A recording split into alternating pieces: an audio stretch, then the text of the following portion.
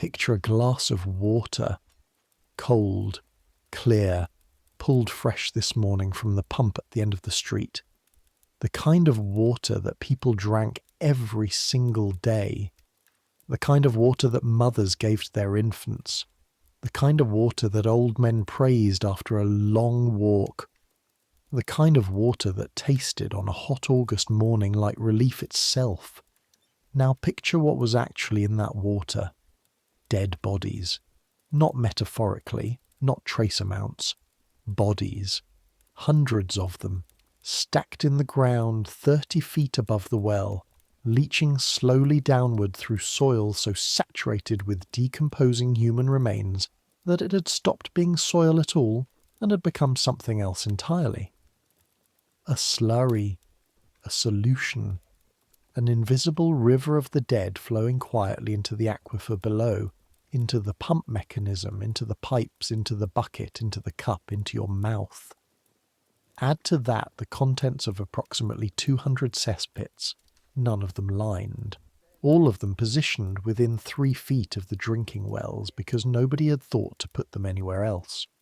Or if they had thought about it, decided the expense wasn't worth the trouble. Add the runoff from a leather tannery, a slaughterhouse, 3 separate bone-boiling operations, the collected waste of 40,000 people living in an area roughly the size of a city park, in housing so dense that some of the courts had never once, in living memory, seen direct sunlight. Add the Thames, which by 1854 was no longer a river in any meaningful sense. It was a moving sewer, an open drain for a city of 2.5 million people, all of whose waste eventually found its way to the water, which the water companies then pumped back out and sold to the residents as drinking water. That's London in the summer of 1854, the greatest city in the world, the heart of an empire that spanned a quarter of the globe, a place where you could buy silk from China and spices from India and sugar from the Caribbean on the same street where you couldn't safely drink the water coming out of the ground. And tonight, we're going to live one particular part of that story. One street, one pump, one summer, one outbreak that killed over 600 people in 10 days and changed, permanently and forever, how human beings understood the relationship between what they drink and whether they live. We're not visiting this as historians. We're living it. You're 17 years old. You work at the pump. You carry the water. You see everything. And nobody listens. And for a few weeks in August and September of 1854, you're standing at the exact centre of one of the most important medical discoveries in human history. And you have no idea. Neither does anyone else. So, get comfortable. If anyone actually falls asleep to stories about Victorian cholera and cemetery leachate, I have some questions for you as a person, but also, welcome, you're in good company. Here we go. Your hands are already wet when the morning starts. Not from washing. You haven't washed. The basin in your room, if you can call it a room, which requires a fairly generous definition of the word, contains about 2 inches of brownish water left over from yesterday, and you've learned not to touch it any more than necessary. A splash across your face. That's it. That's your morning. No.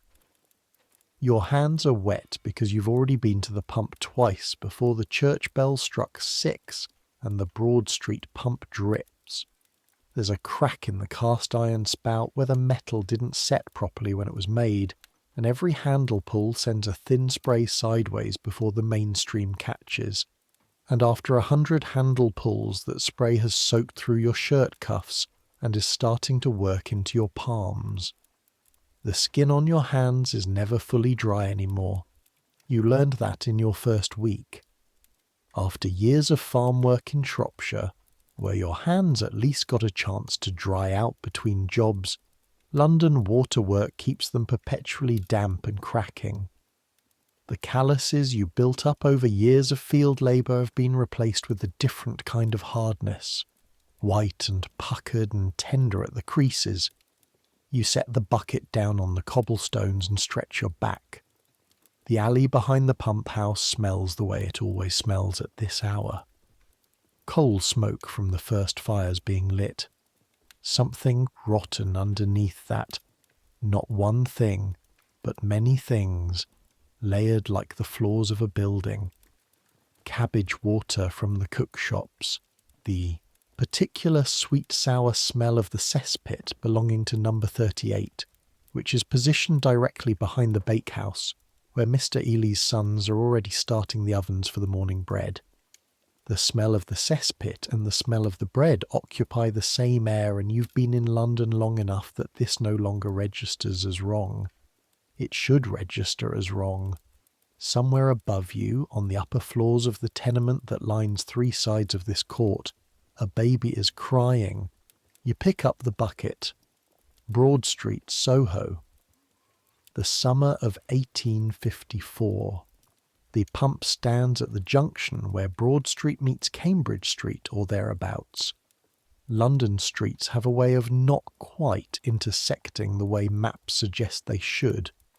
It's a standard parish pump, cast iron, bolted to a stone surround, the handle worn smooth by the hands of 40,000 people over the course of its working life. Pump keeper's job, officially speaking, belongs to Mr. Thomas Lewis, who is a constable and a pump keeper and a man of more responsibilities than any person should reasonably be expected to manage simultaneously. Unofficially, Mr. Lewis pays you 8 shillings a week to handle the actual pumping, the bucket filling, the delivery runs, and the cleaning of the stone surround, which requires scrubbing twice a week with a stiff brush, and never actually comes fully clean because the stone is porous and the water is... Well, we'll get to what the water is. For now, you fill the bucket. You put it on your shoulder with the practised, slightly sideways lean that stops it from sloshing, and you start the morning delivery run. The court where you live and work is called Husband's Court, though nobody seems to know why. It opens off Broad Street through an archway so low that taller men have to duck, and inside the arch the darkness is complete even at noon, because the buildings on either side lean toward each other across the opening until they're only 6 feet apart at the top. There are 14 houses in Husband's Court. 47 rooms in those 14 houses, 109 people living in those rooms. You know this because you deliver water to all of them. Ground floor rooms are the cheapest and the most dangerous.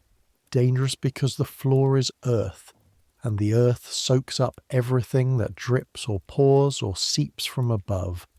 And in this court what drips and pours and seeps is considerable. Dangerous also because the light never reaches ground floor rooms properly, and you need light in a city like this. You need it badly, and going without changes people in ways that are difficult to describe but easy to recognise. The Connolly family have the ground floor of number 4. Mother, father, 6 children, grandmother, and a lodger who works nights and sleeps days, and whom you have never actually seen fully upright.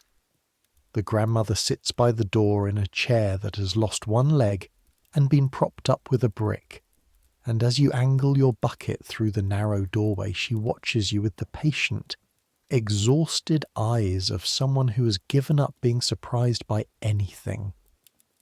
"Late this morning," she says. "You're not late. You've never been late. You were at the pump at 4:45, but the grandmother says this every morning, and you've decided it's not really a complaint so much as a greeting. A way of making contact, a reminder that she's still here. "Good morning, Mrs. Connolly," you say. She nods. The gesture says, Pour it in the jug and be quick about it. You pour it in the jug. The room smells of 6 sleeping children and 1 sleeping lodger, and the particular damp rot of floorboards that have absorbed too much water for too many years. A smell like old bread and wet dog and something sharper underneath, something you can't quite name, that coats the back of your throat and makes you breathe through your mouth when you think nobody is watching. You pour the water, you take the penny she holds out, you move on. 14 houses, 47 rooms, 109 people. By the time you've done the morning run, it's past 7, and your back aches from the shoulder lean, and your hands are wetter than ever, and the streets are fully alive. Broad Street in the morning is a different thing from Broad Street at night. At night, it contracts. The noise retreats behind closed doors. The smells concentrate. The shadows do things that keep you walking quickly. In the morning, it expands, spills out. The broadside cellars are already at the corners, their sheets of cheap newsprint flapping in the earliest hint of a summer breeze. The milk girl from somewhere north of Oxford Street comes through at 7:30 with her yoke and pails, the cow-warm smell of her goods briefly cutting through everything else.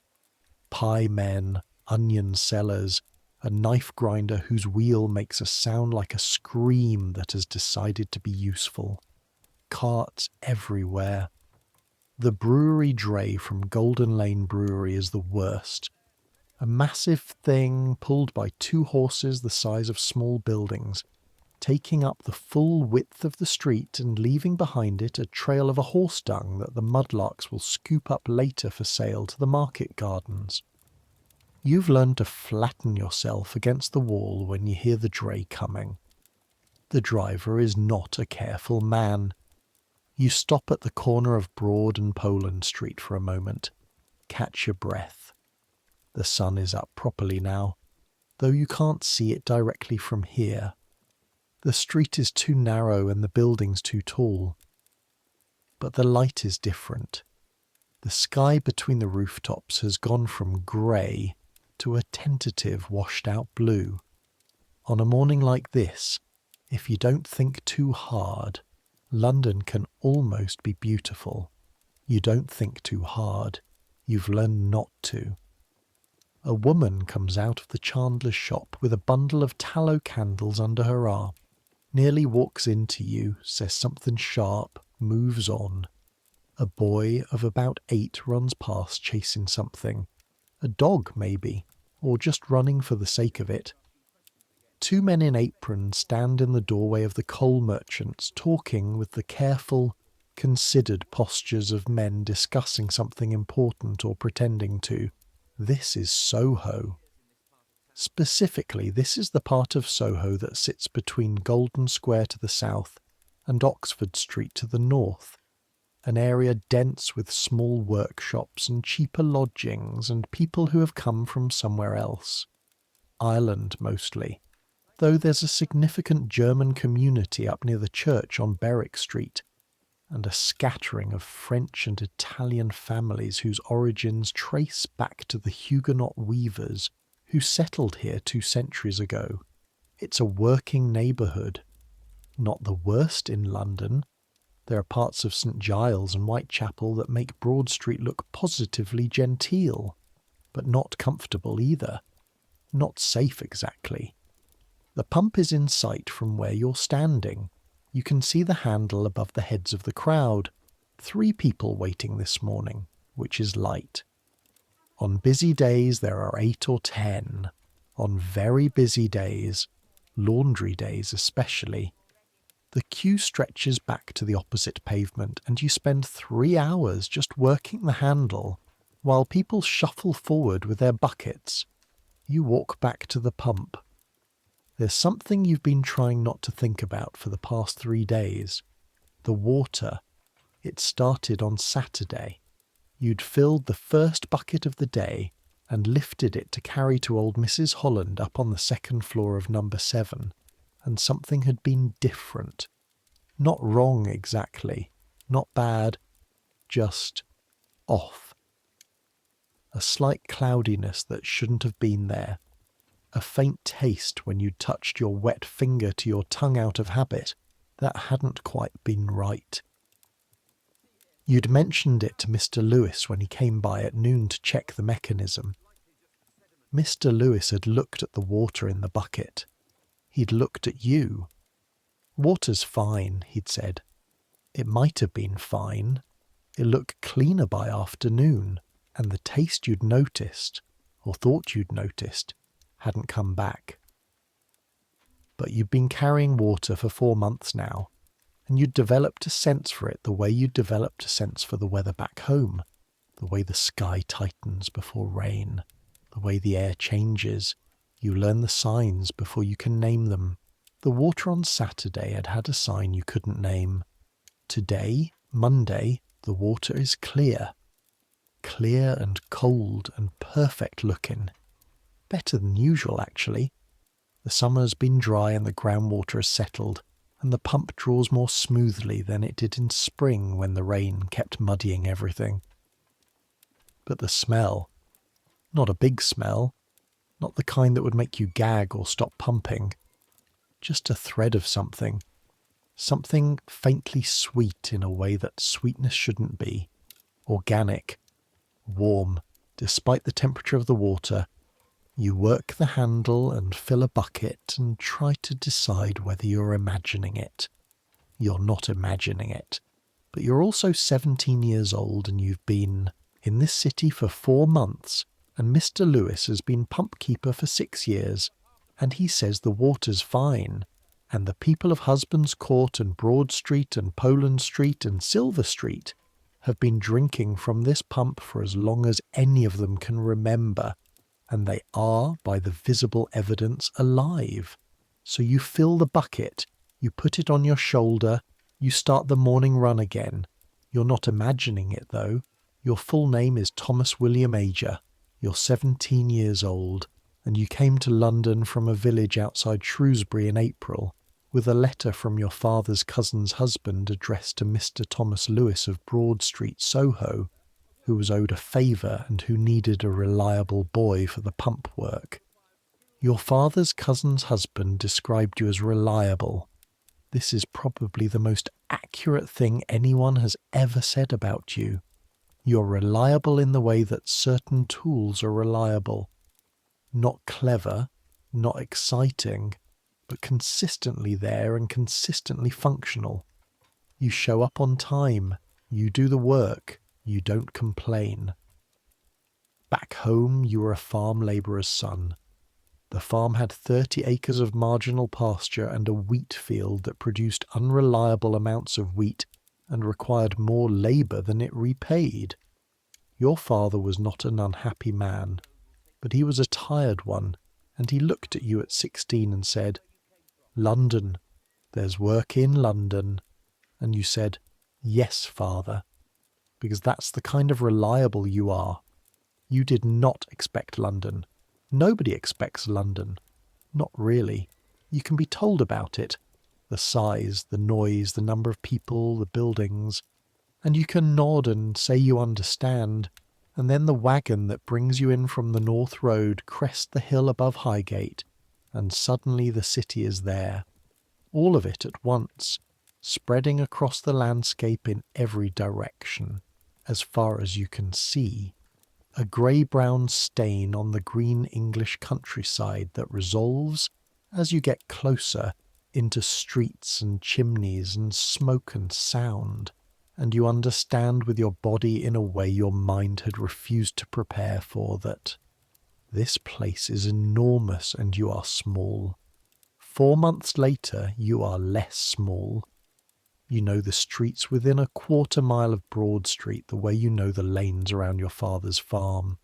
By feel, by the particular corner, by the sounds at different times of day.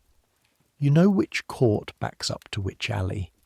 You know where the night soil men come from, and what time they arrive, and which residents put out their buckets on the wrong night and have to deal with the consequences. You know the geography of water. This is your specific expertise. 4 months of carrying water has taught you things you didn't expect to know. You know, for instance, that the Broad Street pump sits at the bottom of a very slight depression in the landscape. This matters because water follows gravity, and everything that collects in this neighbourhood, rainwater, wastewater, whatever seeps up through the ground, collects slightly toward where you are. The pump draws from a well that goes down about 28 feet, and that well is drawing from groundwater that has, for its entire underground existence, been passing through the soil and subsoil of this particular corner of Soho. You know what's in that soil. Well, you know some of it. You know that the cesspit belonging to number 40 Broad Street is older than the house itself. It's recorded in the parish records Mr. Lewis showed you once, and has never, to anyone's knowledge, been properly emptied. Cesspits in London are supposed to be emptied by the night soil men, who take the contents out to market gardens and farms as fertiliser. This happens when landlords pay for it, which is not always. Number 40's cesspit is 3 feet from the well casing. You know that the court behind Silver Street, which drains onto Broad Street through a channel that runs under the cobbles, contains a slaughterhouse that operates 6 days a week and disposes of its waste, blood, offal, bone fragments, through a pipe that empties into the street drain. On hot days, the drain smells different from the cesspit smell, richer, more immediate. And you know about the burial ground. St. James's burial ground is on Poland Street, 2 minutes' walk from the pump. By 1854, it has been in use for about 200 years, and in that time it has received a number of bodies that is, there is no kind way to say this, substantially greater than the amount of space it contains. In the 18th century, before the new burial grounds opened outside the city, London parishes buried their dead in plots attached to the church. The Church of St. James, Piccadilly, had jurisdiction over this part of Soho. The burial ground on Poland Street was consecrated ground, which meant you could be put in it, which meant that generations of Soho residents ended up in it, whether it had room for them or not. The official estimate, from a report you'll never read because it hasn't been written yet, is that something in the range of 10 to 15,000 bodies have been interred in a plot of roughly 1 acre over the past 2 centuries. 10 to 15,000. 1 acre. You do not need to be a mathematician to understand that the numbers don't work. What happens when the numbers don't work in the context of burial is this: they dig down, and when they hit the previous occupant, they move him over or up, or wherever he needs to go to make room for the new arrival. The shallow burials from the last wave of arrivals are 3, 4, sometimes 5 feet down. The older ones, pushed deeper, are as much as 8 or 10 feet. The soil between them is so thoroughly permeated with the products of decomposition that it has changed colour, changed composition. It's no longer really soil, it's a matrix, a dark, rich, deeply wrong matrix, and when it rains, the water that passes through it comes out the other side, carrying with it everything that has been dissolved from everything that has ever been buried there. The burial ground is higher in elevation than the pump, not by much, 8, maybe 10 feet.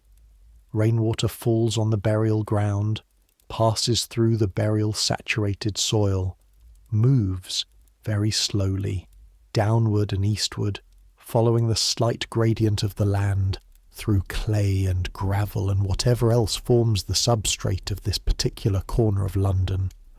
28 feet down, there is a well. The well is connected via a cast iron pipe with a slight crack in the spout to the pump handle that your right hand has learned the exact weight and resistance of over 4 months of 6 days a week operation. You pump the handle. The water comes up. You put it on your shoulder. You carry it to Mrs. Connolly and her 6 children, and her missing leg chair propped up with a brick.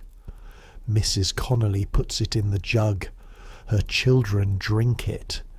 Here's the thing about 1854 that you have to understand. Here's the thing that separates the world you live in from every world that came after it.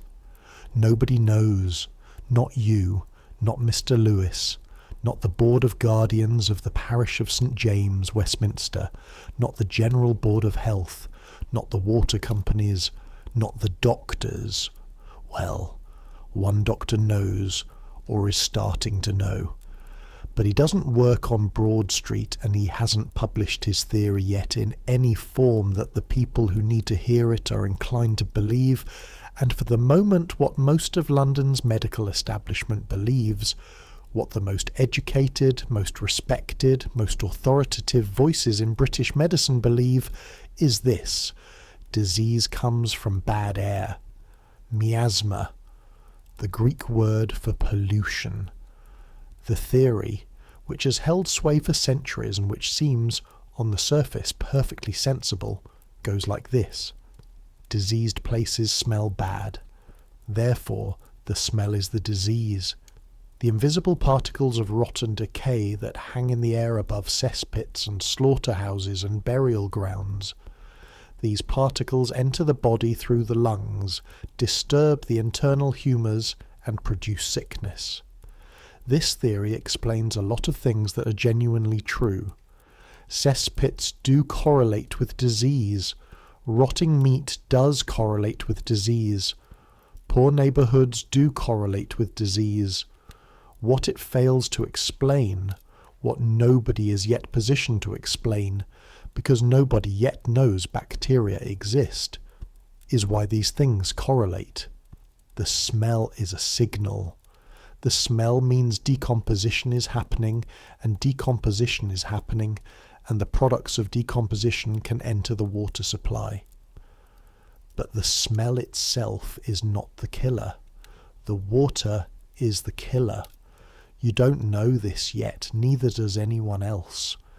What you know is that the water on Saturday had an odd taste, and the smell has been slightly off for 3 days now, and the baby on the upper floor of number 8 has been crying almost continuously since yesterday morning, and it has changed pitch this morning in a way that makes you uneasy in a way you cannot explain. The baby's name is Frances. She's about 3 months old. Her mother's name is Sarah Lewis. No relation to Mr. Lewis the pump keeper. London is full of Lewises, and she's the wife of a policeman who works night shifts and sleeps days, and who therefore sees his infant daughter primarily in the evenings, which is why he's the last person in the building to notice what you've been noticing for 2 days. The baby is sick. You see Mrs. Sarah Lewis at the pump on Tuesday morning. Not early. It's past 8, which means she's been up through the night with Frances, because when she appears in the doorway of number 8, the marks of a sleepless night are on her face the way exhaustion marks people who've been fighting something. She carries the baby in one arm. The baby's face is visible over her shoulder, even from the distance of the pump, maybe 15 feet. You can see that something is wrong. Frances's face is the wrong colour. Not a dramatic wrong colour, just slightly grey. The pallor of a face from which some essential warmth has been withdrawn. Mrs. Lewis works the pump handle one-handed. The other arm holds Frances against her shoulder. She drinking all right, you ask? Because you ask. Because you're reliable.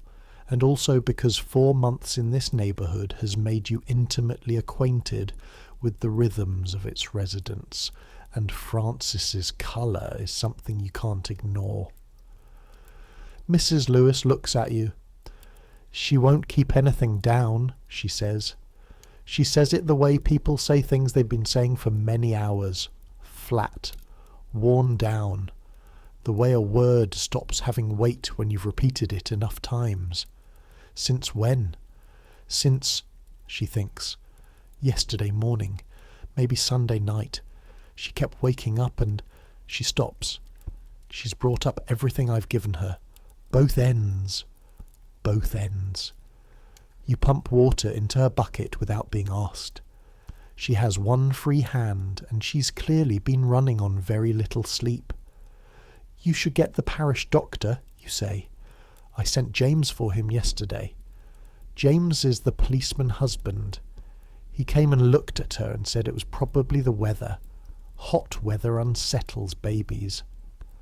This is almost certainly what the doctor said. It is also almost certainly not what is wrong with Francis.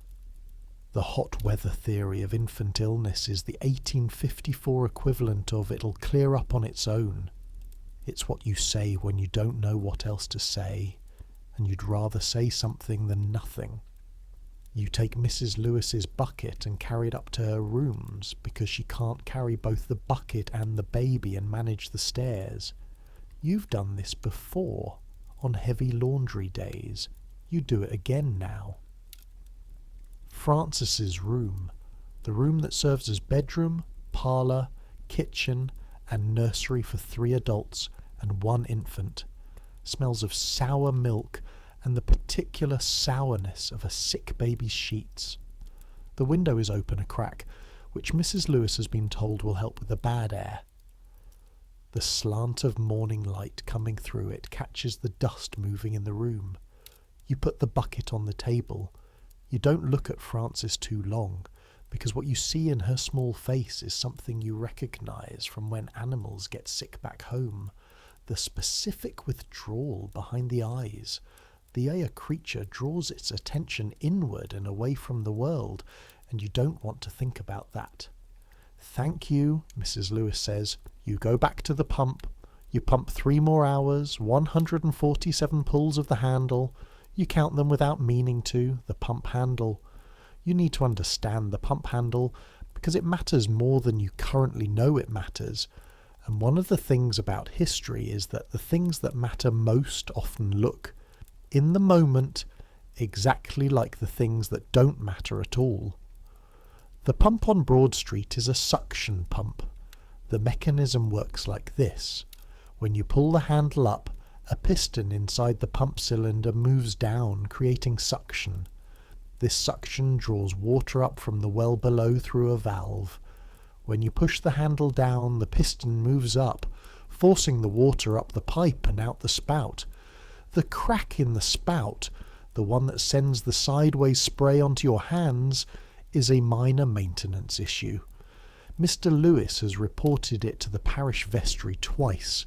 The vestry has other priorities. The crack remains. Below the spout, the pump sits on a stone surround about 3 feet square, and around the base of that surround the cobblestones of Broad Street are always wet, not soaking wet, just damp. A perpetual dampness from the daily spillage of 40,000 people's water gathering. In the crack between the pump base and the cobblestones, there is a space perhaps 1/4 of an inch wide.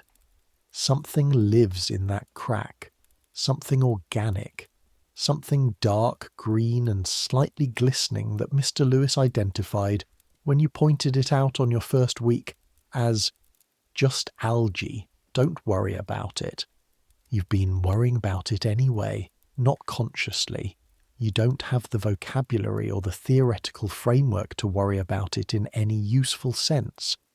But it's there in the back of your awareness, the way a stone in your boot is there, not stopping you, not disabling you, just present, uncomfortable, slightly wrong.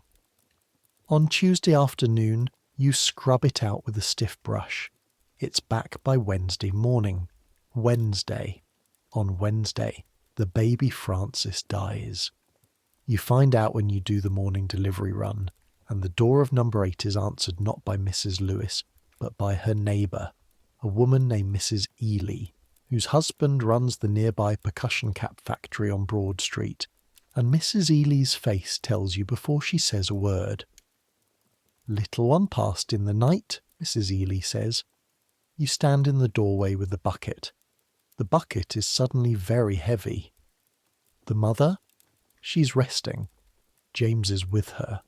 The policeman. "Don't knock. Leave the water on the step." You leave the water on the step. You go back to the pump. You pump the handle. Up, down, up, down. Water comes out of the crack in the spout and wets your hands. Francis, 3 months old, dead of what the doctor will record, if he records it at all, as epidemic diarrhea. The hot weather has a lot to answer for, apparently. You pump the handle. Across the court, a woman you don't know by name, one of the German families from the upper floors, a stout woman with grey hair pinned back severely, is sitting on her doorstep with her hands in her lap looking at nothing. She's been there since you started the morning run. She hasn't moved. Something about her stillness makes you stop. "Are you all right?" you ask. She looks at you. Her eyes are red. She says something in German. You don't speak German. But the tone of it, the flat, exhausted tone, you understand perfectly. No, she's not all right. Her husband, you find out later, became violently ill in the night. Her son is also ill. The doctor has been.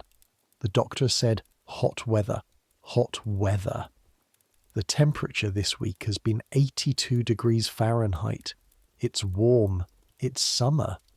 But 82 degrees is not anomalous for London in August. 82 degrees is not killing babies. Something else is killing babies. You would not know this name yet, but you need to know it because this name is one of the reasons the story you're living inside has an ending that isn't simply, everyone died. John Snow, Dr. John Snow. Born 1813 in York, son of a coal yard labourer. Self-educated, brilliant, stubborn in the specific way that people are stubborn when they're right, and everyone around them is wrong, and they know it, and they have spent years being patient about it, and are running low on patience. Dr. Snow lives at 18 Sackville Street, Piccadilly, not far from Soho. He has a medical practice. He is also, in his spare time, pursuing what his colleagues consider a rather peculiar theory about cholera. Cholera is the disease that everyone in London fears the most.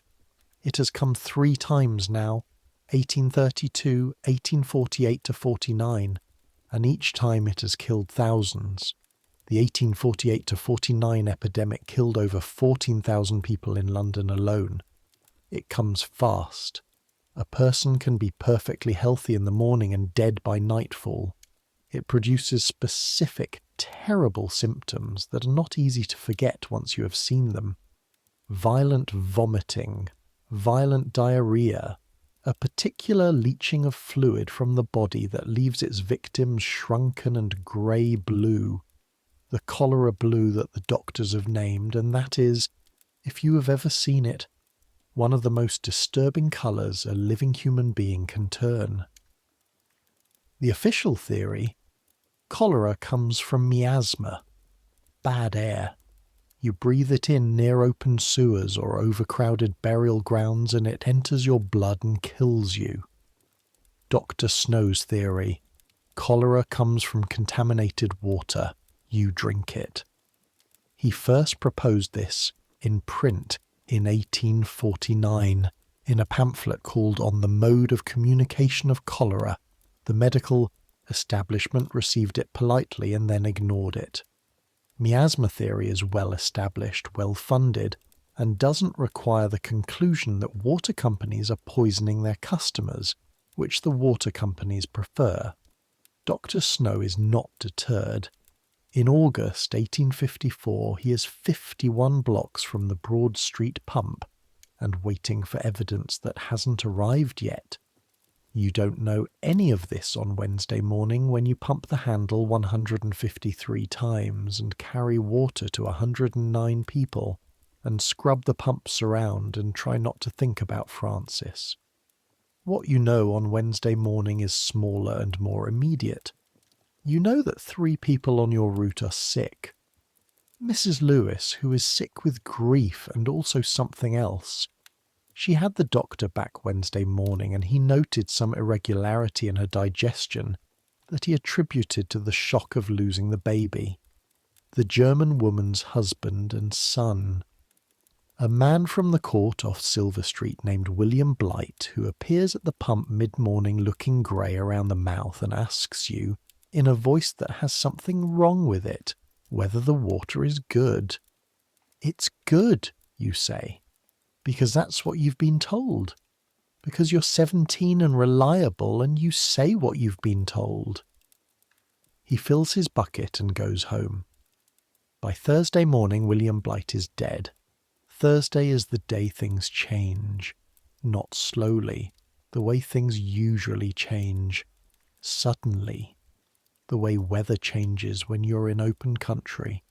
One moment the sky is clear and the next there is an edge of darkness coming over the hill.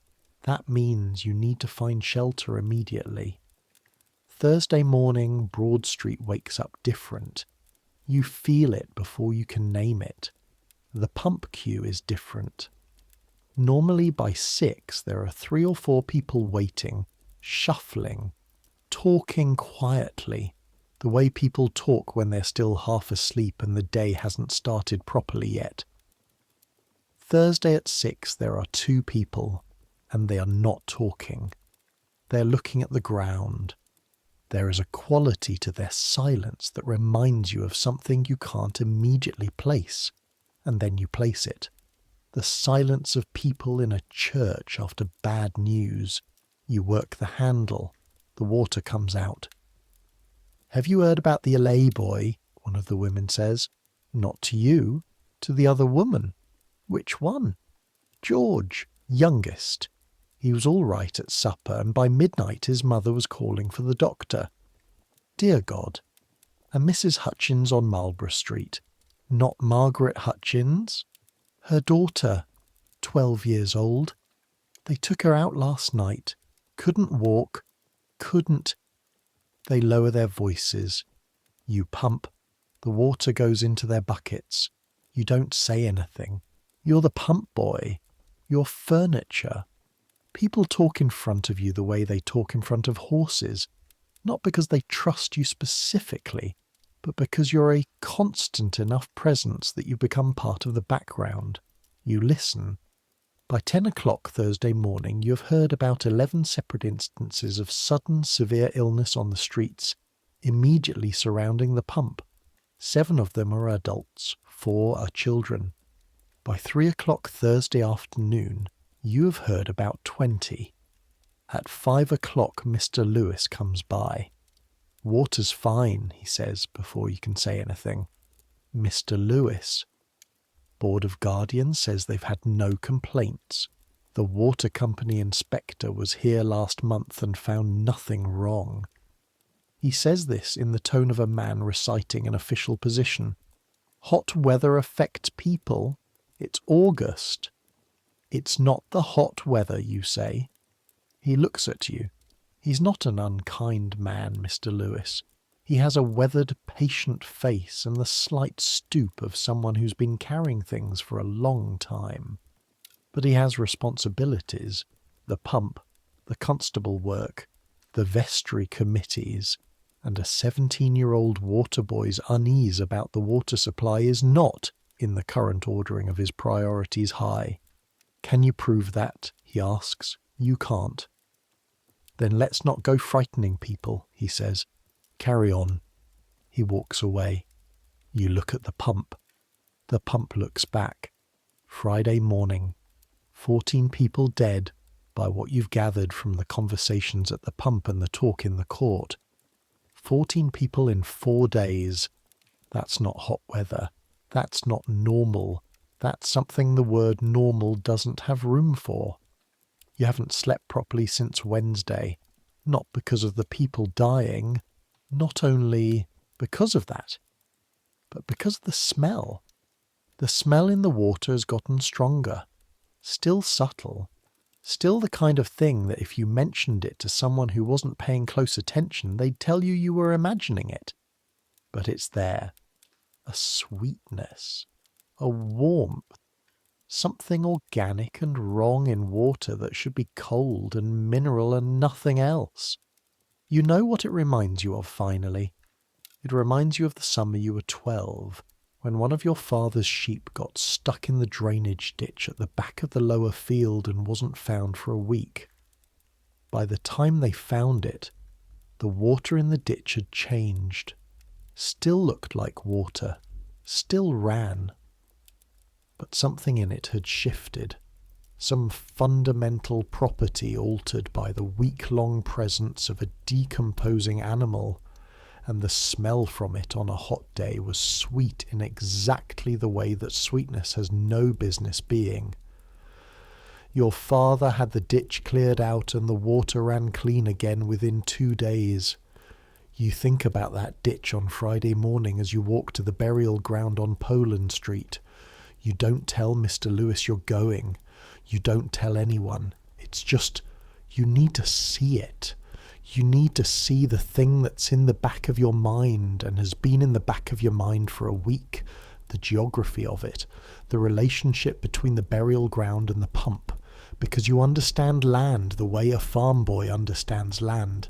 And something about the layout of this neighbourhood has been bothering you, and you need to look at it with your own eyes. Poland Street is 4 minutes' walk from the pump. You've been past it dozens of times without really looking. You look now.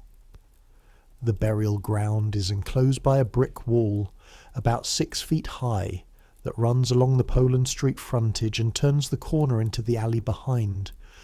The gate is iron, padlocked, but the lock has been broken for, by the look of it, some time, and the gate swings when you push it. You push it and go in. The burial ground is smaller than you expected. That's the first thing. Perhaps 60 feet across and 40 feet deep. Bounded on 3 sides by the backs of the tenement houses that line Poland Street, their rear windows overlooking the graves, and on the 4th side by the wall you came through. The second thing is the grass. The grass on the older sections of the ground is extraordinary. Not beautiful, nothing about this place is beautiful, but remarkable. Thick and tall and very dark green, almost black green in the morning shadow. The kind of growth that speaks not of good gardening, but of something feeding it from below. The grass in the newer sections where the most recent burials have been made is thinner. Here and there you can see disturbed earth, the slight subsidence over a fresh grave, the way the ground settles as what's beneath it settles. There's a sexton's shed in the corner, nobody in it. You walk slowly along the far wall, the one that faces back toward Broad Street, and you look at the ground under your feet. The soil here is darker than it should be. Not like normal dark soil, the rich chocolate brown of good earth.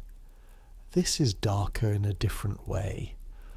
Darker with a slightly greasy quality, as if the very particles of the ground have been coated with something, as if every grain of soil is carrying a history you would rather not know.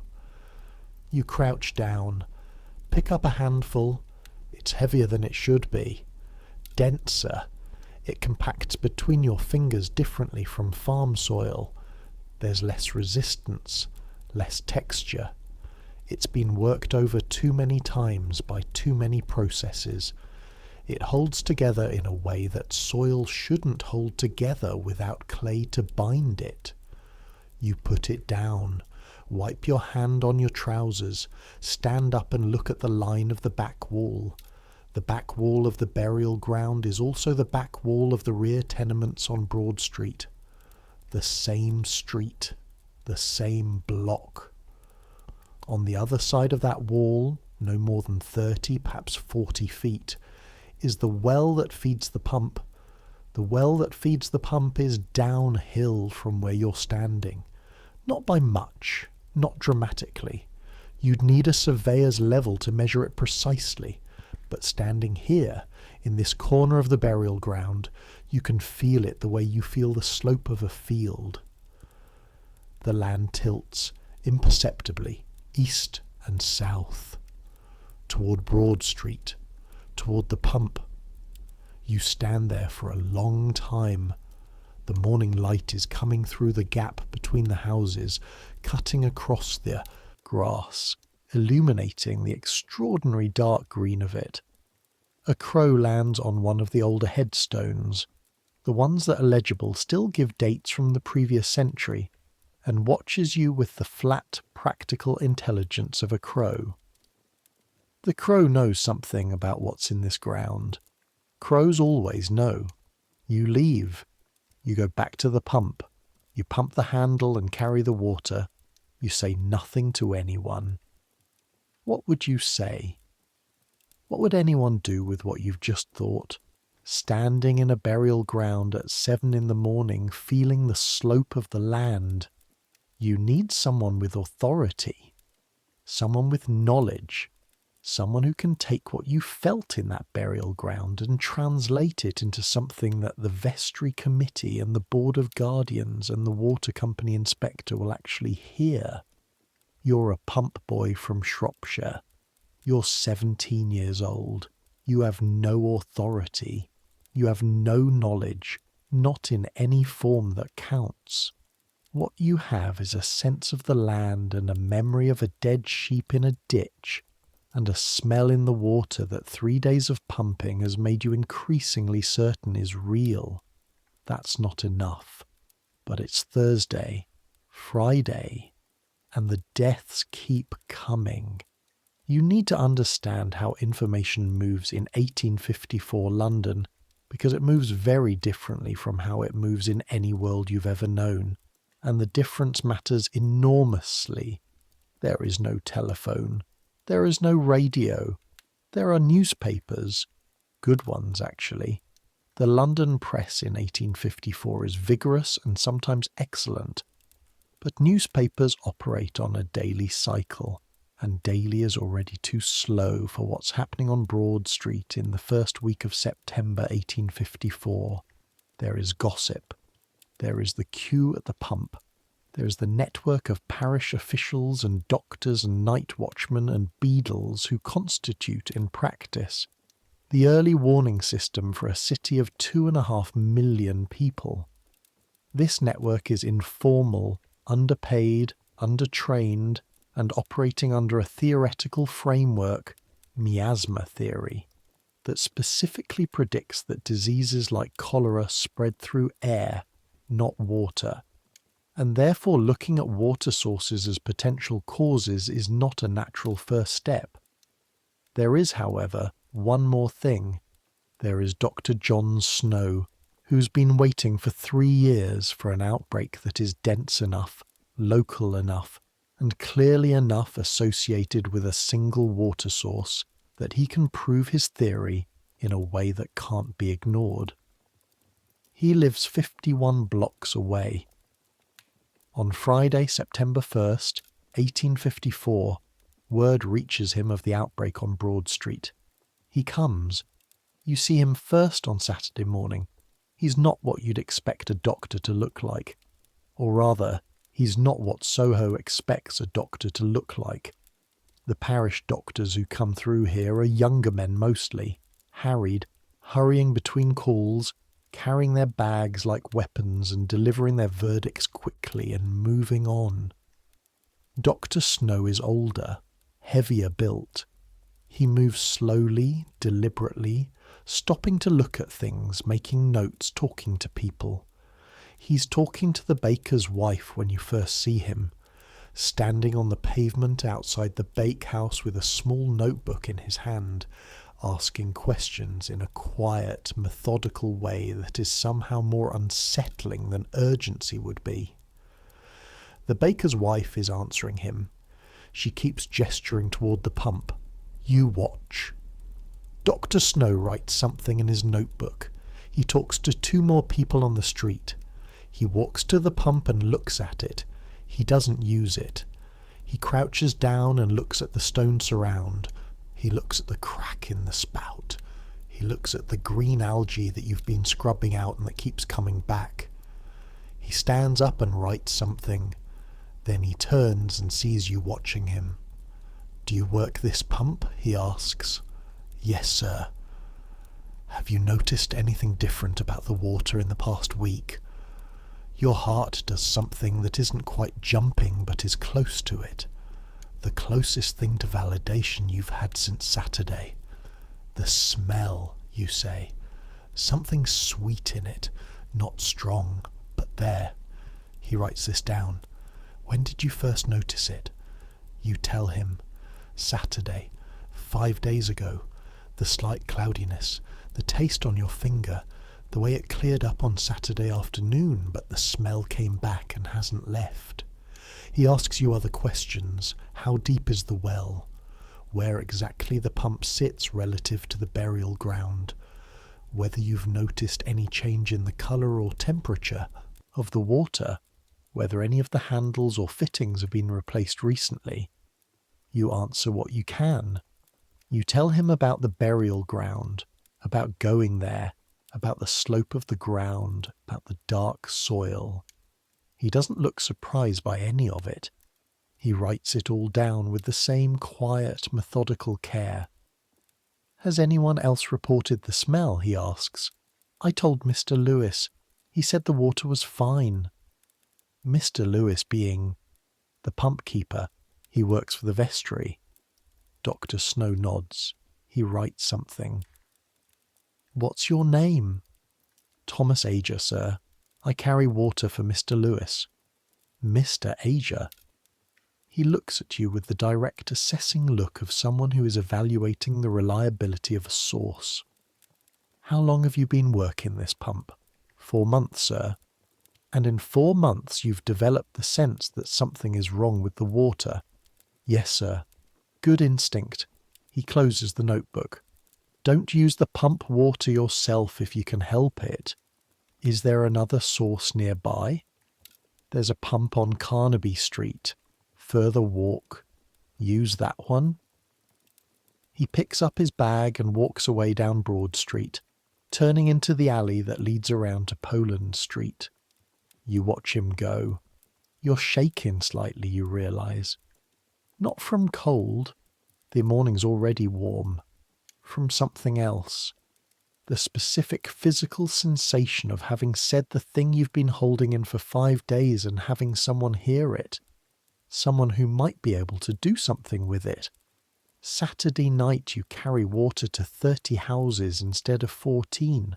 Not because your route has expanded, because people are too sick to fetch their own water, and their neighbours are afraid to come to the pump. The Board of Guardians has held an emergency meeting. You know this because Mrs. Ely, whose husband is on the board, mentions it at the pump on Saturday afternoon with the tight-lipped expression of a woman who has heard everything discussed and is not reassured. The board has concluded hot weather. Possibly some atmospheric disturbance caused by the recent excavations on Oxford Street where they're digging new drains. The water supply has been inspected by the company's man and found satisfactory. 36 people are dead by Saturday evening. You walk back and forth between the pump and the houses with your buckets, and you start doing something you haven't done before. You start counting.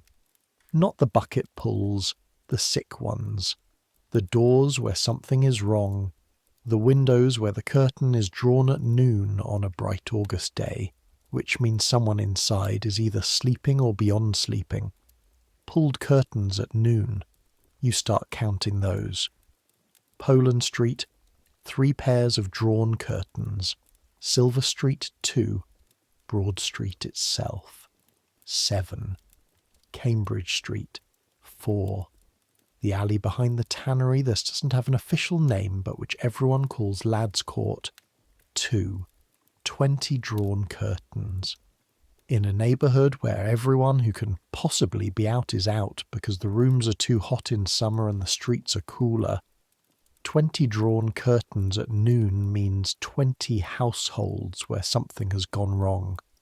You carry water to every one of them that will let you in. Some of them won't. Some of them are so far gone that nobody answers the door, and you leave the bucket on the step and walk to the next address. The Mrs. Lewis who lost Francis. She's been moved to her mother's house in Hampstead.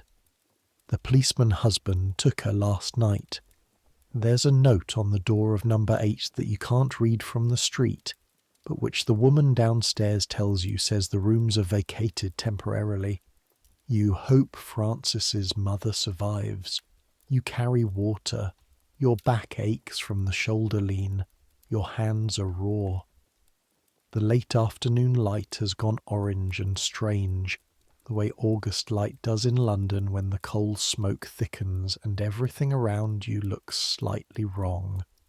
At the corner of Broad Street and Carnaby Street, a man is weeping, sitting on the pavement with his back against the wall, his head in his hands, his shoulders shaking. Nobody stops. Not because people are cruel, these Soho people are not mostly cruel, but because in a neighbourhood where 40 houses have sick occupants and the doctors are all saying hot weather and the parish is saying no cause for alarm, a weeping man is not the most alarming thing currently visible.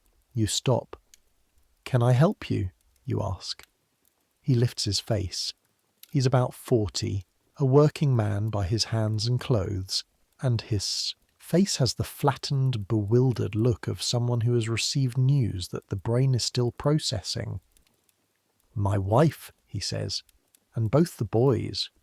You can't help him. You have a bucket of water and no medicine and no authority and no solution. But you set the bucket down and you sit next to him on the pavement for 10 minutes because it seems like the thing to do. His name is Richard Sheridan. His wife Margaret was healthy on Thursday morning and is currently unconscious at their home on Marshall Street. His sons are 9 and 11, and they are still conscious but barely. The doctor has said, keep them warm, give them water, pray. Give them water. You look at the bucket. Carnaby Street pump water. You checked before you left. The smell is different from Broad Street. It lacks that particular sweet wrongness. You can't be certain, but it's different. "Where are you getting your water from?" you ask Richard Sheridan. He stares at you. "What?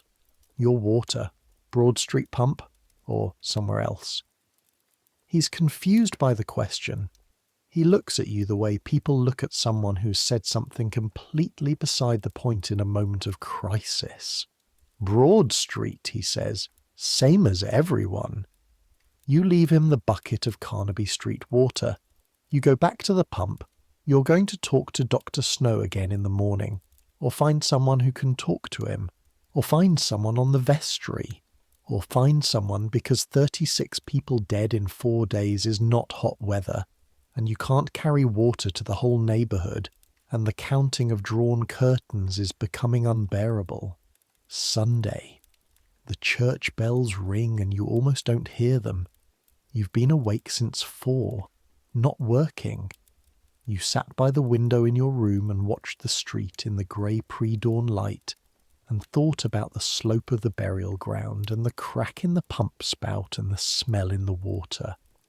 Your room is on the 2nd floor of number 12 Husband's Court, which is also the building where Mr. Lewis has his offices.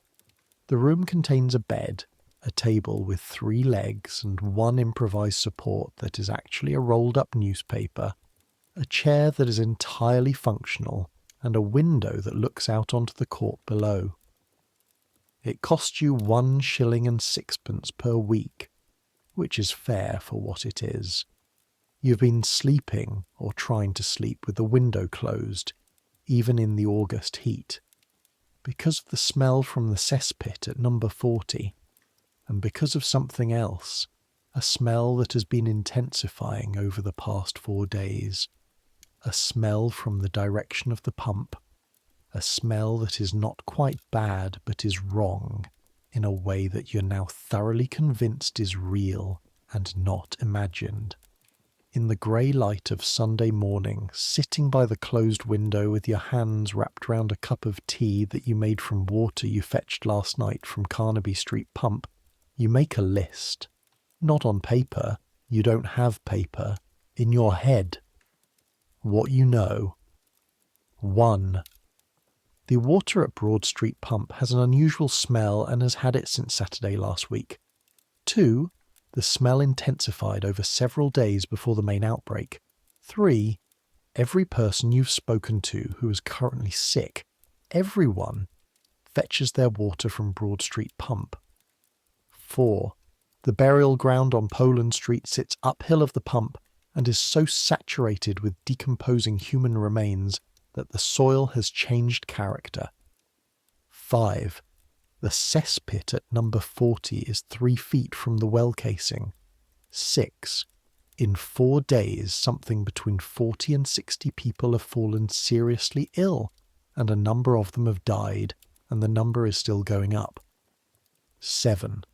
Dr. Snow came yesterday and asked questions and wrote things down and told you not to use the pump water. What you don't know: 1. How to make anyone who has authority listen to you. 2. Whether Dr. Snow has the authority to do anything, even if he's listened to. 3. How many more people have to die before someone shuts the pump off? That last question sits in your chest like a stone. You drink the tea. Outside, Broad Street is quiet in the Sunday morning way.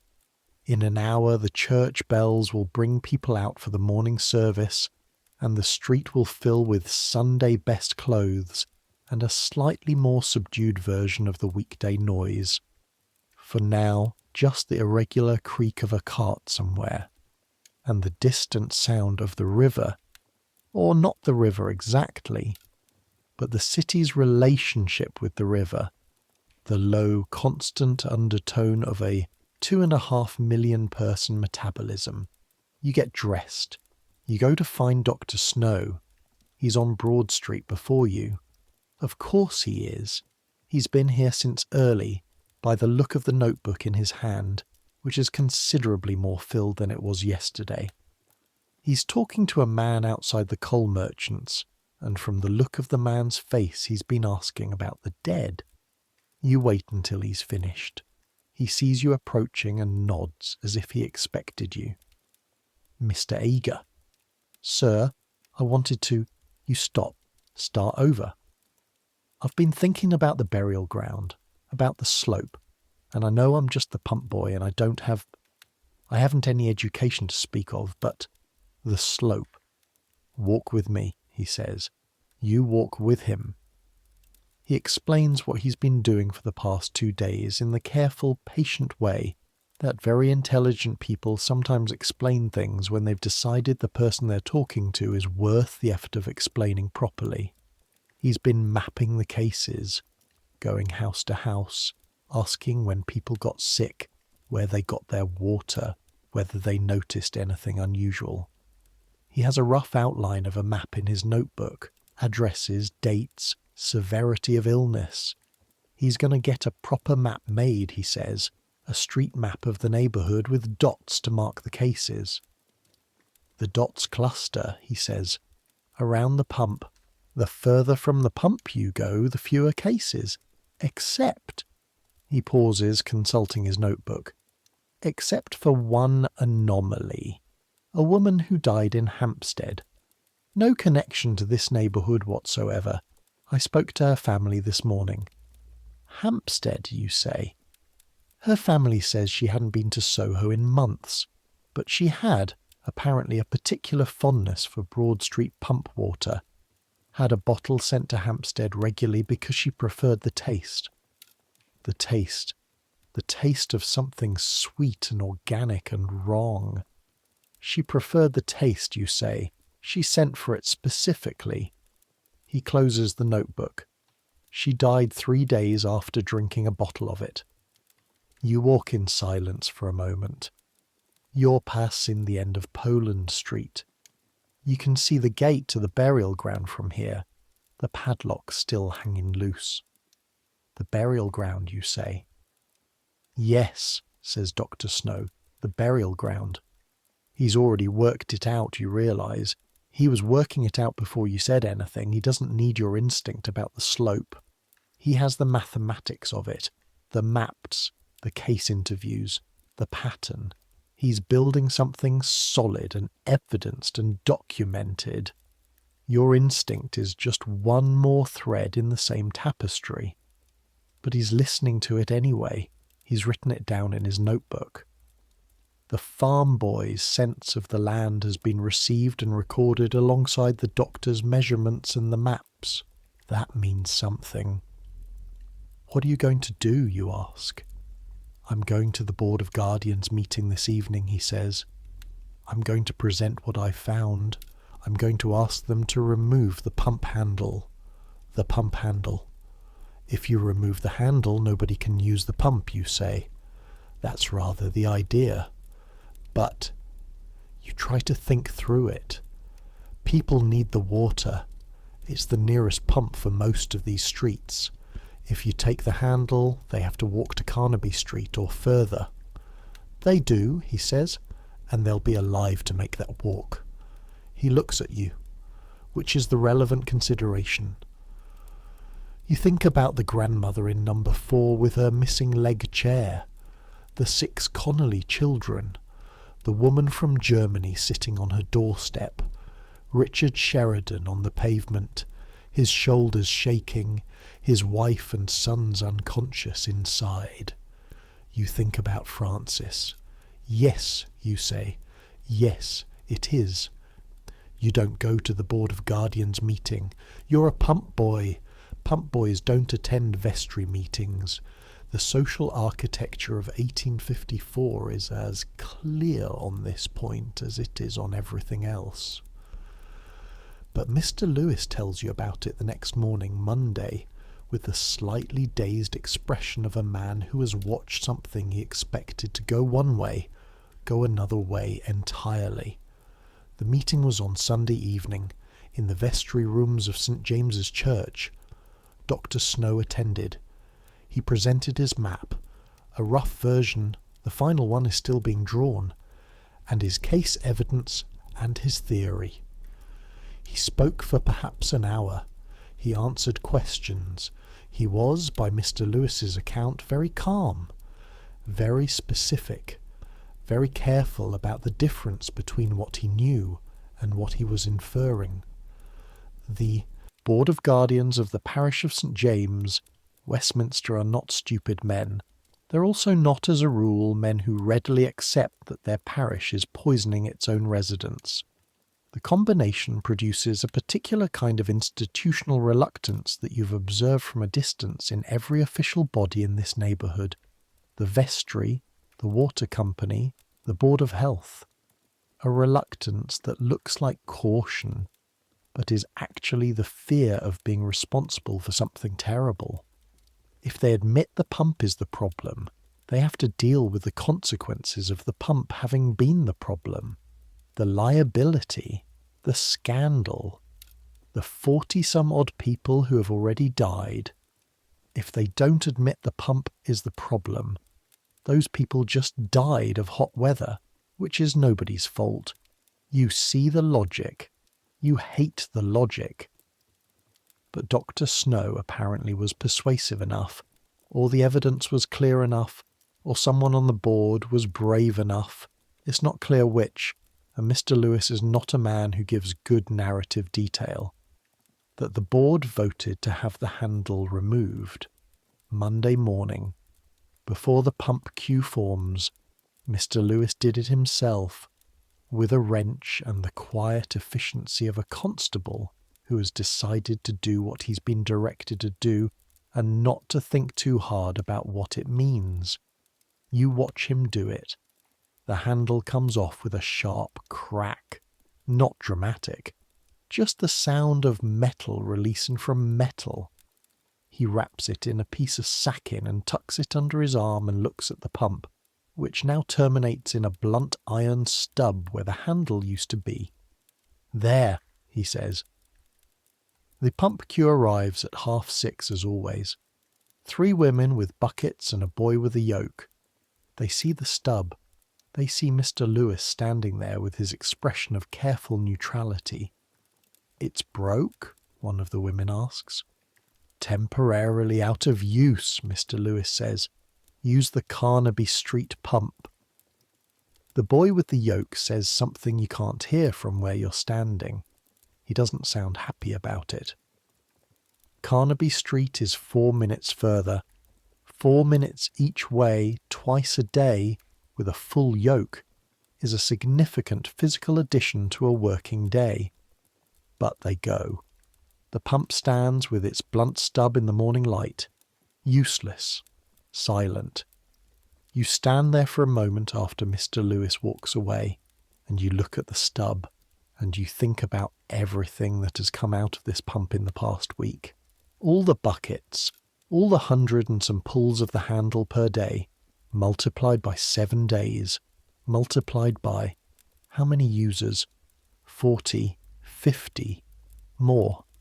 You think about Francis, about Richard Sheridan, about the woman in Hampstead who sent for it specifically because she liked the taste. The pump is silent.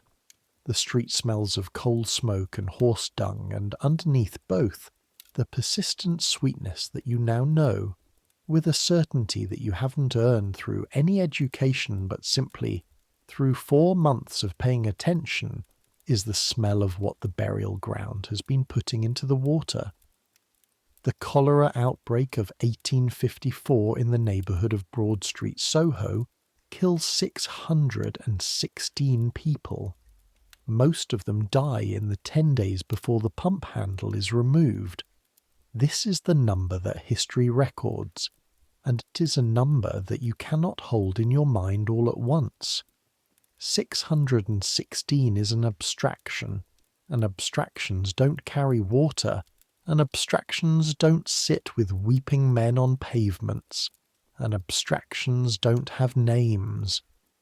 But the death's slow after Monday. Not immediately. The bacteria are already in the bodies of people who are already sick, and sick people keep dying regardless of whether the pump handle is on or off. The Monday after the handle comes off, 8 more people die. Tuesday 5, Wednesday 3. By Thursday, the outbreak has effectively ended. The neighbourhood is changed. Not physically. The streets look the same. The pump stand with its blunt stub. The burial ground is still on Poland Street. The cesspit at number 40 is still 3 feet from the well casing. All of that is unchanged, but the neighbourhood is changed in the way that any place is changed by the passage of something terrible through it. The houses with the drawn curtains at noon, the new vacancies where families have fled or died, the particular quality of the silences you now know how to read. You continue carrying water from Carnaby Street pump now, not Broad Street. Your route is longer. Your back aches more by noon. But the water from Carnaby Street smells like water, just water, cold and mineral and nothing else, and you carry it without the thing in the back of your mind that has been there for 2 weeks. Richard Sheridan's wife Margaret survives. She's very ill for another week, and when she comes outside for the first time in September, she moves like someone who has been taken apart and put back together slightly wrong. But she's alive. His older son recovers fully. His younger son, the 9-year-old, whose name you learn is William, dies on the 14th of September. You carry water to the Sheridan house twice a day until Margaret can walk to the pump herself. You don't say anything about it. You're not looking for thanks. You're the pump boy. It's what you do. Mrs. Ely, the one whose husband is on the Board of Guardians, tells you in early September, when the outbreak is nearly over and the neighbourhood is trying to reassemble itself from the wreckage of the past 2 weeks, that there's been a formal investigation ordered. The Board of Guardians has commissioned a report The water company has been asked to explain itself. There will be, possibly, some inquiry into the burial ground situation, into the cesspit proximity to the well, into the general state of the neighbourhood's water infrastructure. Possibly. Will they shut the well permanently, you ask? I don't know, she says.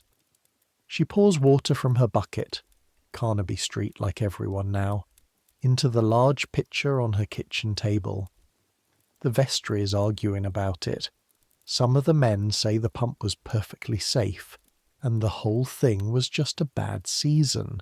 The miasma from the burial ground in hot weather. But Dr. Snow's theory is not universally accepted, she says. Carefully. She's a careful woman, Mrs. Ely.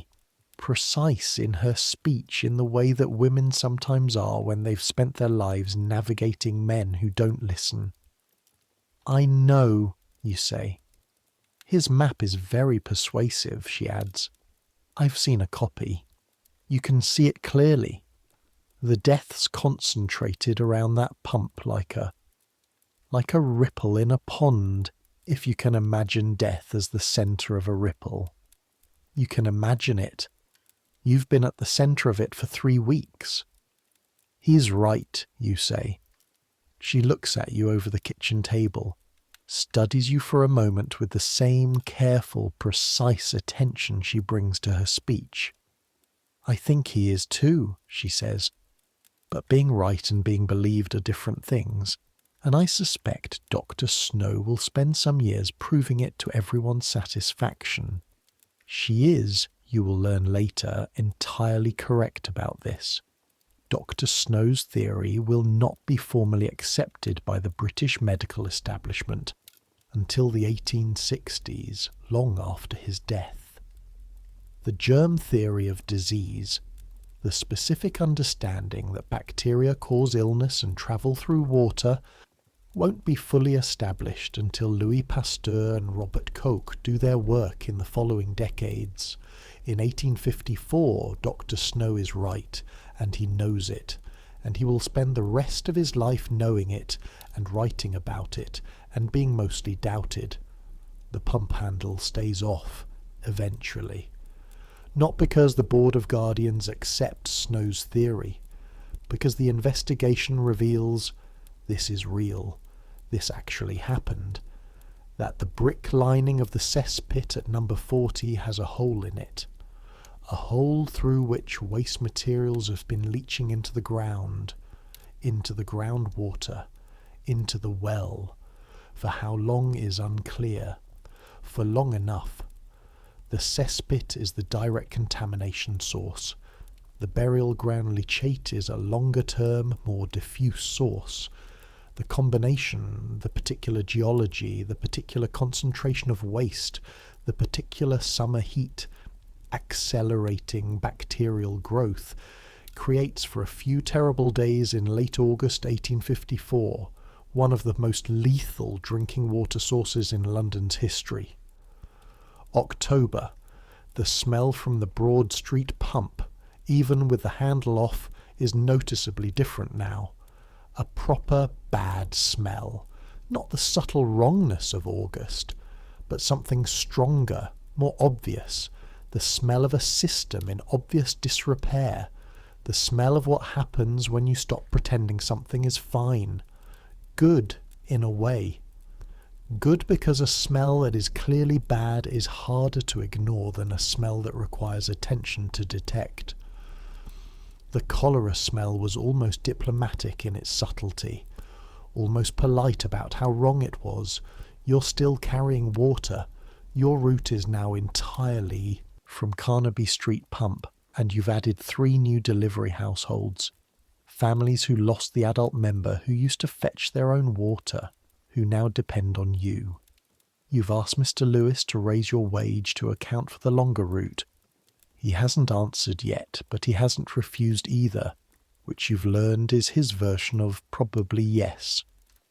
One October morning you go back to the burial ground. You don't know why. Something draws you back, some sense of incompleteness maybe. The need to stand in the place where you first understood something and confirm that the understanding was real.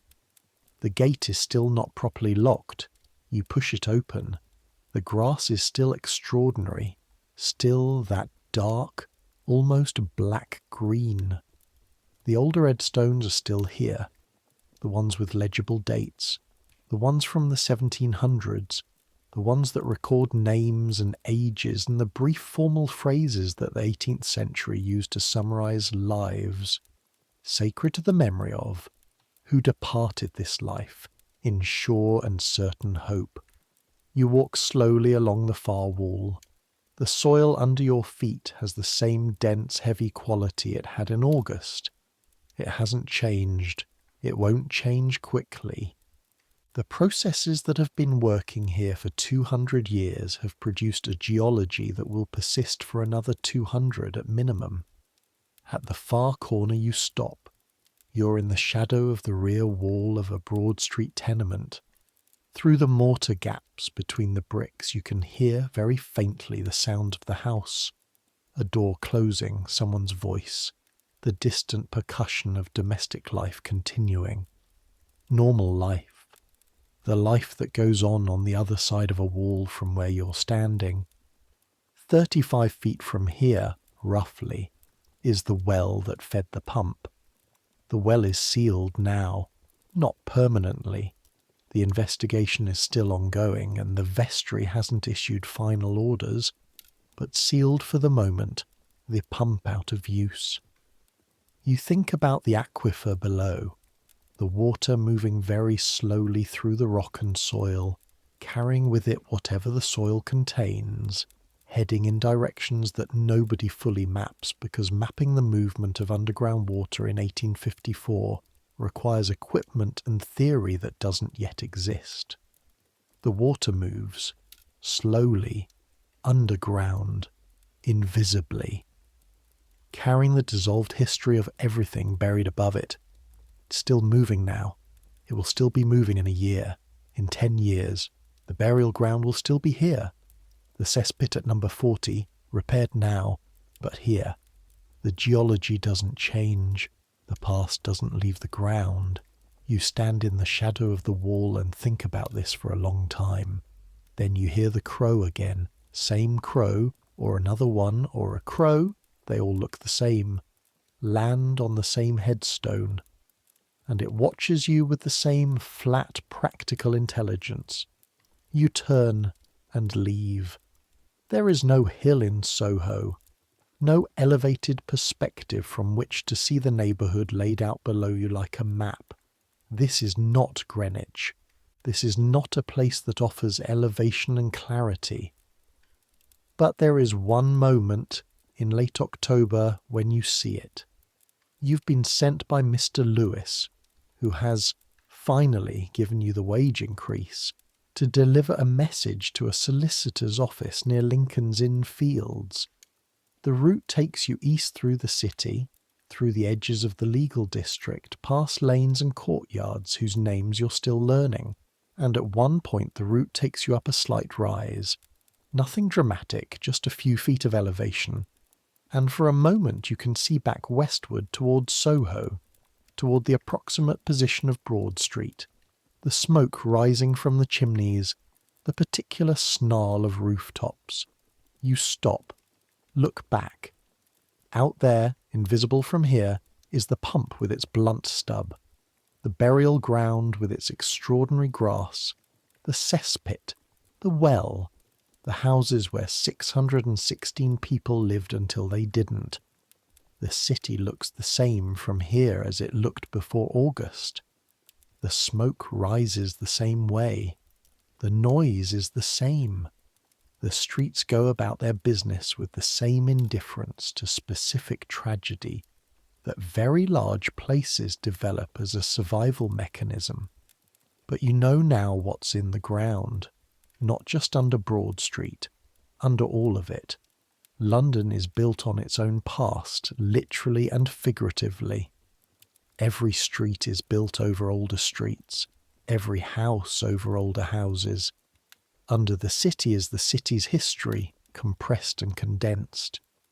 the accumulated waste and wreckage of 2,000 years, of people living and working and dying in this particular place, and the water moves through it. The Thames carries it, eventually to the sea. The aquifers carry it slowly, from burial ground to well, from cesspit to pump. You are 17 years old, and you have been in this city for 6 months. You came with nothing. You have not made money or connections or any of the things that people come to London to make. What you have made is something less tangible. You have learned to pay attention. You've learned that the ground tells you things if you're willing to touch it. That the water tells you things if you're willing to notice a smell. That the pattern of drawn curtains at noon tells you things about who is dying, and that dying matters even when it's invisible, even when it's quiet, even when it's happening in the ground rather than on the surface. Dr. Snow knows things you don't know. He has the education, the theory, the language to describe what happens when bacteria enter water and water enters bodies. He can map it. He can demonstrate it. He can write it in the medical journals and argue it before the Board of Health. But you felt the slope of the land first. Both things are necessary, the instinct and the knowledge, the farm boy in the burial ground and the doctor with his notebook. You can't build the map without the data points, and the data points come from people who are paying attention. You turn away from the view. You have a message to deliver, a solicitor waiting. You walk east into the city. Winter comes early this year. Or not early. On time exactly, the way November is always on time in London, arriving without drama or announcement and installing itself in the streets with the particular grey permanence of English winter. You have a new coat. Not new exactly. Second hand, from the market on Petticoat Lane. A dark wool coat that is heavier than your summer jacket, and that still carries, in the lining, the faint smell of whoever wore it before you. You've decided not to investigate this smell too closely. Your hands have dried out since the waterwork lightened in September. The constant wetness is gone. The skin has hardened back into something more like the calluses of your farm labour days, though not quite the same. London work and farm work produce different kinds of hardness. Farm hardness is from weather and tools and soil. London hardness is from cobblestones and pump handles, and the particular friction of carrying things through crowds. You are 6 months in, becoming something you couldn't have described when you left Shropshire. A Londoner, or the beginning of one. The process takes years, and you're only at the start of it, but the start is visible in small ways. The way you navigate crowds without breaking stride, the way you read the social signals of a queue, the way you've stopped looking up at the buildings. You've mostly stopped looking up at the buildings, though sometimes still. Sometimes you stop and look up at something and it hits you the way things hit you the first week, with the particular shock of scale that the city delivers when you forget to be defended against it. A full moon behind a church spire. The reflections in the river on a clear winter morning. The specific angle of late afternoon light on a window that turns it briefly to gold. London is not beautiful in the way that the fields around your father's farm are beautiful. It's something else. It's impressive in the specific way that power is impressive. Not always pleasant, often uncomfortable, but undeniable. The Broad Street pump is eventually reopened. Not in 1854.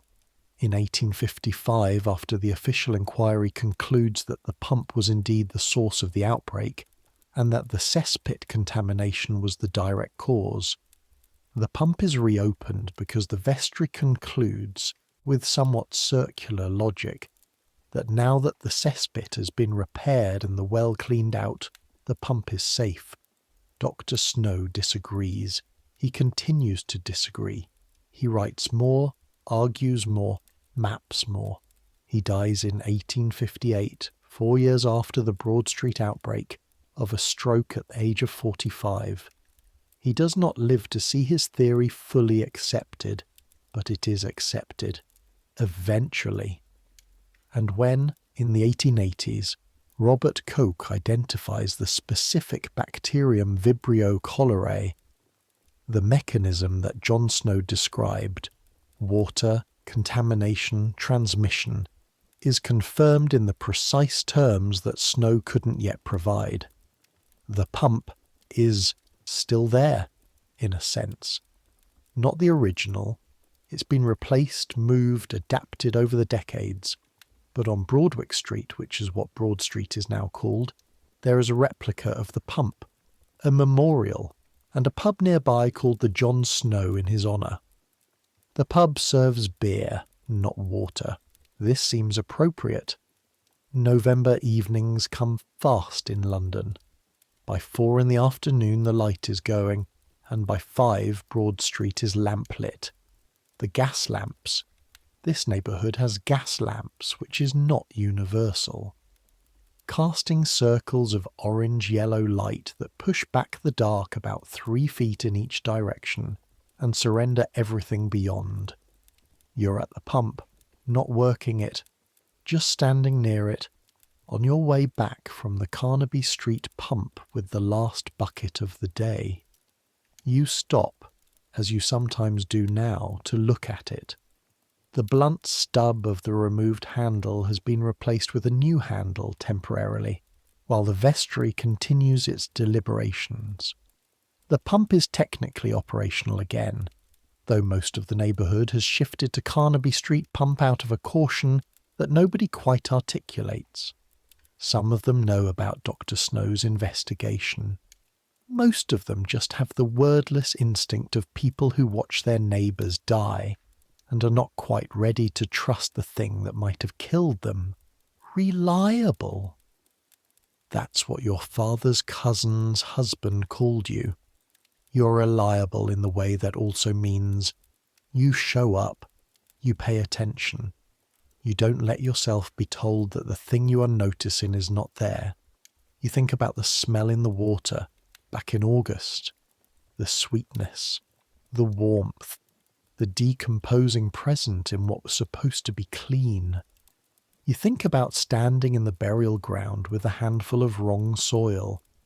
You think about Dr. Snow in his Sackville Street consulting rooms, building a map from fragments, case reports, interviews, pump locations, death dates, and seeing in that map something that everyone around him was refusing to see.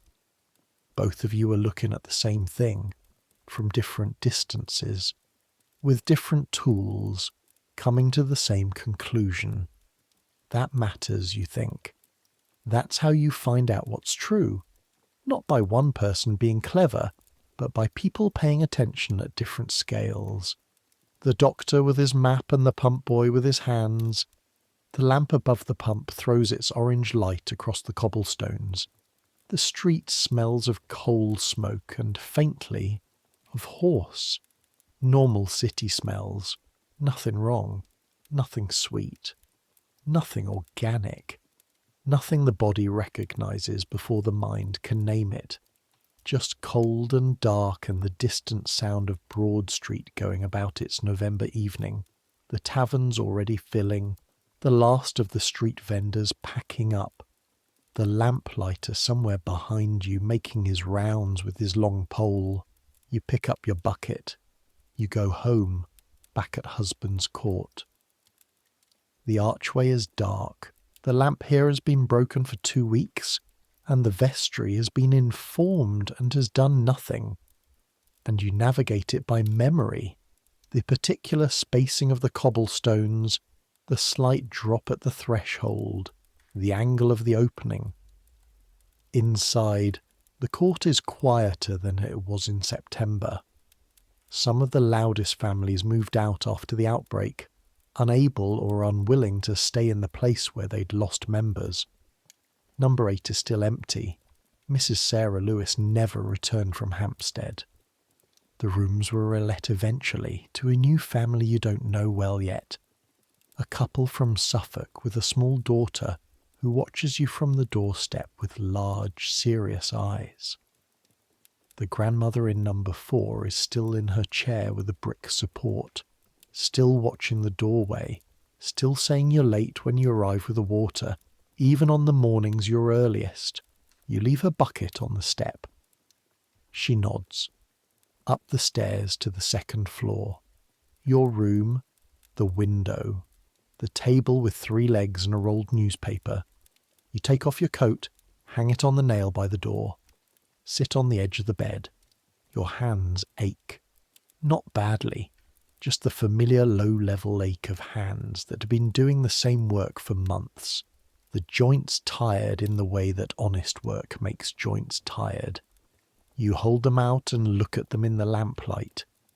Water workers' hands, slightly rough across the palm where the bucket handle sits. The skin at the knuckles thickened. The nails kept short because you learned early that long nails and pump work don't combine well. Reliable hands. You lie back on the bed and stare at the ceiling and let the sounds of the building come through the plank floors. Below you, the new family from Suffolk putting the serious-eyed girl to bed. Further below, the Connollys, all 6 children still alive, still loud, still filling the bottom floor of number 4 with the complicated noise of people who don't have room for a quiet. The grandmother is still in her chair, probably, still watching the door. Outside, Broad Street, November evening. The gas lamps and the coal smoke and the river smell coming from the south on the wind, carrying with it the particular complexity of London's relationship with its own waterways. You think about the aquifer below the street, still there, still moving, still carrying whatever the soil above it has given to it over the centuries of burial and habitation, and human life piled on human life. The well is sealed. The cesspit has been repaired. The immediate danger is past. But the ground doesn't forget. The ground holds everything that's ever been put in it, for longer than anyone lives, for longer than the city itself has existed in its current form. The bones dissolve slowly over decades, and the minerals leach down, and the soil darkens, and the water that passes through it carries the past invisibly forward into the present. That's what the ground does. That's what the water does. And somewhere in the future, many decades, many generations from now, someone will build better drains, cleaner water systems, better understanding of what bacteria are and where they live and how they travel.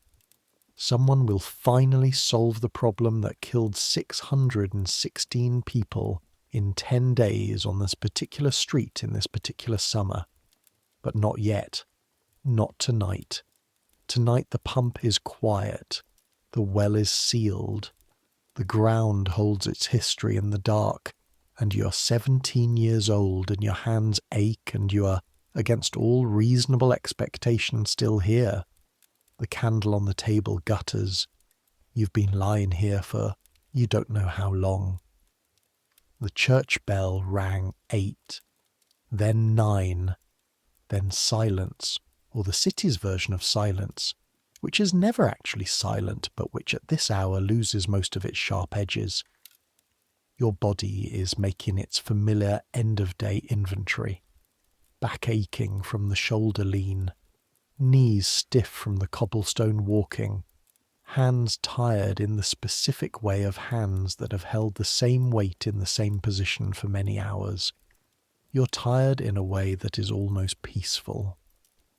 Not the anxious tiredness of August when you'd come home with the smell still in your clothes and the drawn curtains still in your mind and the deaths accumulating behind your eyes whenever you tried to close them.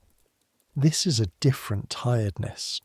The tiredness of work done and day finished and body ready to rest. The candle goes out. Darkness fills the room, soft and complete and full of the city's nighttime sounds, filtering through the window.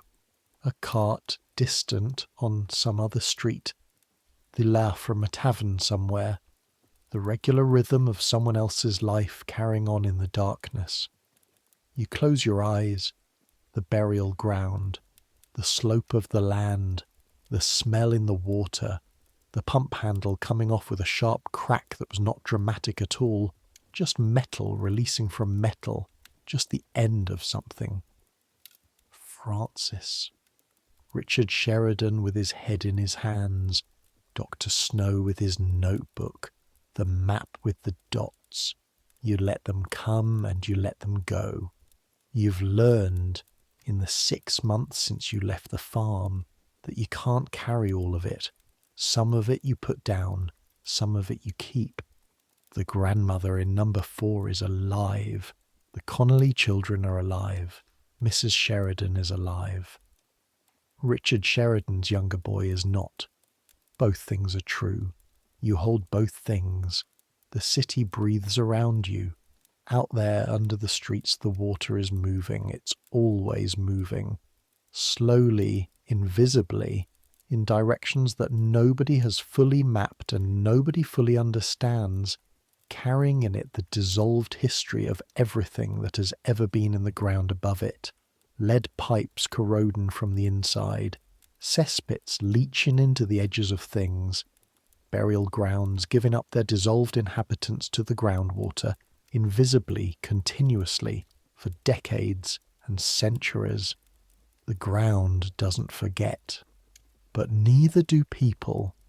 And somewhere, right now, in a house 50 blocks away, a doctor is sitting at a desk with a map covered in dots, and the dots tell a story that most of the medical establishment refuses to hear, and he is writing it down anyway, in careful, specific, methodical detail, because the truth doesn't become less true for being ignored.